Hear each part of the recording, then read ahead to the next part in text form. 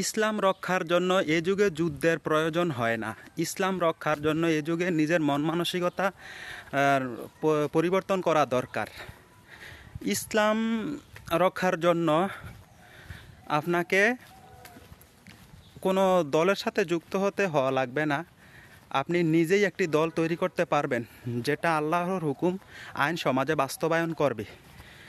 সমাজে জাকাত, তারপরে হজ, নামাজ, এই বিধানগুলো চালু রাখতে হবে আপনাকে। যদি চালু না রাখেন, আইএমএ জাহেলিয়া অন্ধকারের যুগে পরিণত হবে সমাজ। তো সমাজ যদি অন্ধকার হয়, তাহলে আপনি, আপনার জাতি, গোটা জাতি একদিন ধ্বংসস্তূপে পরিণত হবে। মানুষ মানুষকে চিনবে না, মানুষের মধ্যে শিক্ষা মনুষ্যত্ব মূল্যবোধ থাকবে না। সমাজে প্রত্যেকটা মানুষ এখন ইসলাম থেকে গাফেল হয়ে যাইতেছে। কারণ হচ্ছে লোভ, হিংসা এবং লোভের কারণে মানুষ মুখে ইসলাম স্বীকার করে, কিন্তু অন্তরে ইসলাম লালন করে না। মুখে ইসলাম লালন করলেও অন্তরে ইসলাম লালন করে না। যার কারণে এখন মুসলমান বেশি, কিন্তু মুসলমানের কার্যক্ষমতা নেই বললেই চলে।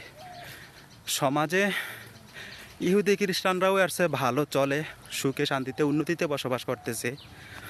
কিন্তু মুসলমান সঠিক আদর্শ পেয়েও সুখে শান্তিতে বসবাস করতে পারে নাই।